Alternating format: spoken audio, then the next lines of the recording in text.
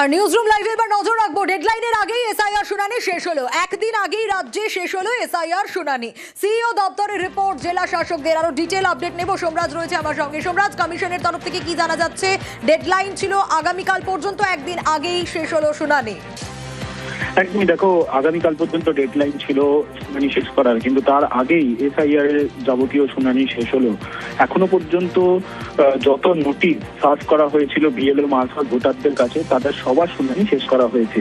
তুমি জানো গত সপ্তাহের শনিবার রাজ্যের মুখ্য নির্বাচনী আধিকারিক জাতীয় নির্বাচন কমিশনকে প্রস্তাব পাঠায় আরো 7 দিন শুনানি সময়সীমা বাড়ানোর জন্য। সেই মতো আগামীকাল অর্থাৎ শনিবার 14 তারিখ পর্যন্ত শুনানির সময়সীমা বাড়ানো হয়।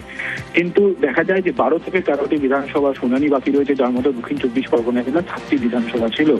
তাই সেগুলিকে মাথায় রেখেই শুনানি সময়সীমা বাড়ানো হয়। আজ রাজ্যের মুখ্য নির্বাচনী আধিকারিকের দপ্তরে বিভিন্ন জেলা শাসকদের হাত থেকে যে রিপোর্ট এসেছে তাতে দেখা যাচ্ছে শুনানি প্রক্রিয়া শেষ হলো এখনো পর্যন্ত। এবং শুধু তাই না, যেটা দেখা যাচ্ছে এখনো পর্যন্ত 1,51,00,000-এরও বেশি শুনানির নোটিশ জেনারেট হয়েছিল, যার মধ্যে 1,23,00,000 ভোটারের নথি ইতিমধ্যেই যাচাই হয়ে গেছে। ফলত নথি যাচাইয়ের প্রক্রিয়া 21 তারিখের মধ্যেই শেষ হয়ে যাবে বলেই কমিশন আশাবাদী। বেশ, সোমরাজ সঙ্গে থাকো।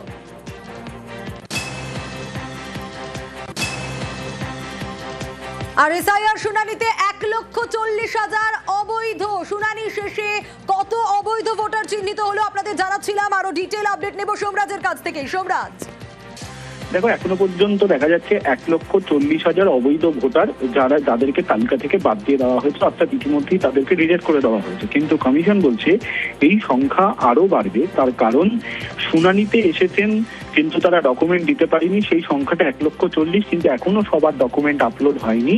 ফলত গোটা ডকুমেন্টগুলি অর্থাৎ সব ভোটারের ডকুমেন্ট আপলোড হলে সেই সংখ্যাটা আরো বাড়বে বলে কমিশনের আধিকারিকরা মনে করছেন। এই যে 1,40,000 যাদের রিজেক্ট করে দেওয়া হয়েছে, কি কারণে রিজেক্ট করে দেওয়া হলো সেই চিঠিও ইতিমধ্যেই পাঠানোর প্রক্রিয়াও শুরু হয়েছে সংশ্লিষ্ট বিধানসভার ইলেকটোরাল রেজিস্ট্রেশন অফিসারদের তরফে, যাতে তারা দ্রুত যদি মনে করেন যে তারা আবারও আবেদন জানাবেন বা ক্লেম করবেন, সেক্ষেত্রে তারা ক্লেম করতে পারেন নির্দিষ্ট সময়সীমার মধ্যে। সেই কারণে কি কারণে তাদের রিজেক্ট করা হয়েছে সেই কারণ জানিয়ে ইতিমধ্যেই চিঠি দেওয়ার প্রক্রিয়াও শুরু হয়েছে কমিশনের তরফে। বেশ, আইনি যুদ্ধে একাধিকবার ধাক্কা, আর এবার প্রশাসনিক চাপ তৈরির চেষ্টা নির্বাচন কমিশনের। মুখ্য নির্বাচন কমিশনারের হুঁশিয়ারি, 5 বছর সংরক্ষিত থাকবে এসআইআর এর নথি। পরে ভুল ধরা পড়লেও শাস্তি পেতে হবে। কাজে ভুল হলে কেউ রেহাই পাবেন না। প্রয়োজনে 2 বছর বাদেও পদক্ষেপ করা হবে।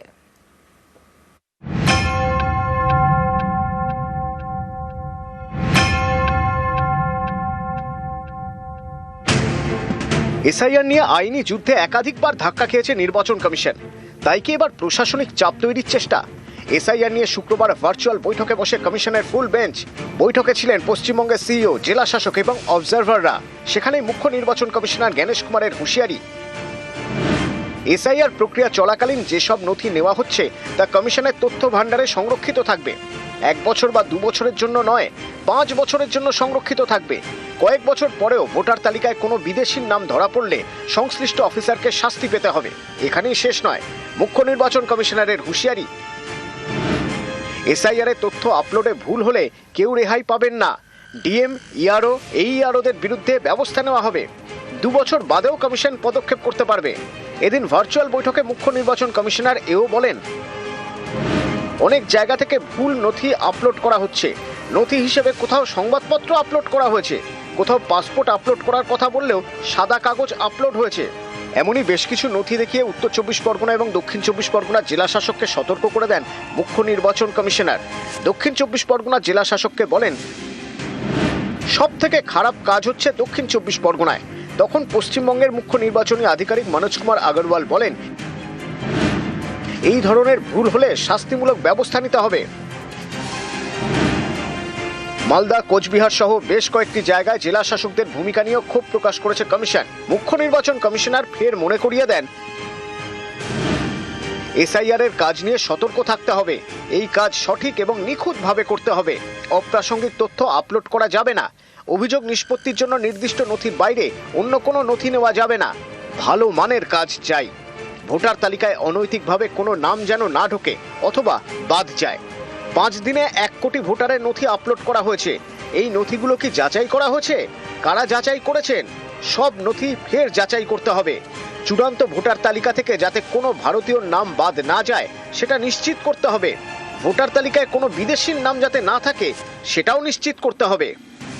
এসআইআর প্রক্রিয়ায় একের পর এক ভুল নথি কেন আপলোড করা হচ্ছে তা নিয়ে কার্যত ক্ষোভ প্রকাশ করলেন দেশের মুখ্য নির্বাচন কমিশনার জ্ঞানেশ কুমার। তার সাথে এও বুঝিয়ে দিলেন কোনো অফিসারই জাতীয় নির্বাচন কমিশনের হাত থেকে রেহাই পাবেন না যদি তিনি ভুল করে থাকেন।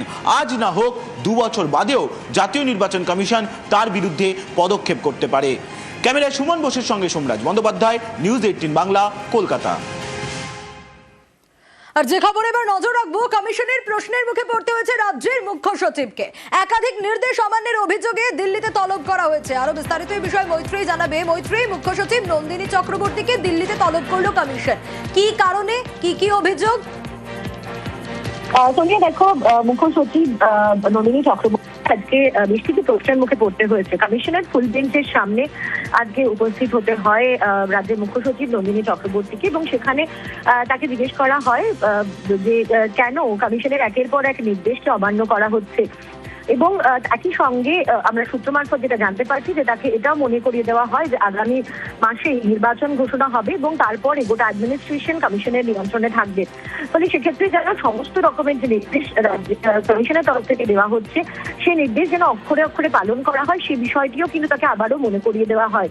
নন্দিনী চক্রবর্তীর তরফ থেকে নির্দেশ অমান্যের বিষয়ে বেশ কিছু যুক্তি দেওয়ার চেষ্টা করা হয়েছিল বলে আমরা সূত্র মারফত জানতে পারছি, যদিও সেই সমস্ত যুক্তি খুব একটা ধোপে টেকেনি কমিশনের সামনে, এমনটাই এখনো পর্যন্ত কমিশন সূত্রে খবর। বেশ।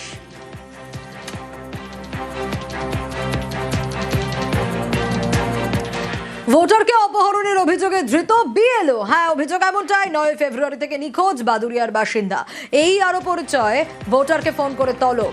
এসআইআর নথি দিতে গিয়ে নিখোঁজ নাসির আলী। আর এলাকায় খাল থেকে উদ্ধার হয় জুতো, বাইক। পুলিশের জালে বাদুরিয়ার বিএলও রিজওয়ান সহ 2।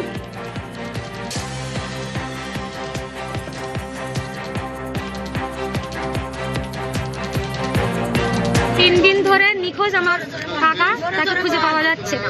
এসআইআর এর ফর্ম ভুল এই বলে তাকে ডেকে নিয়ে যাওয়া হয়েছিল। ফোন করছে 8:30টার দিকে, কাকার ফোনে সুইচ অফ। আমরা চাইছি যেন আমার কাকাকে খুঁজে পায় আর পুলিশ যাতে সঠিক তদন্ত করে আমার কাকাকে উদ্ধার করে। নেতা কর্মীদের মন বুঝতে গোপন ফর্ম। হ্যাঁ, পশ্চিমবঙ্গে প্রার্থী বাছাইয়ের জন্য গোপন ফর্ম বিলি বিজেপির তরফ থেকে। নিচু তলার নেতা কর্মীদের মতামত নিয়ে প্রার্থী তালিকা তৈরির পরিকল্পনা।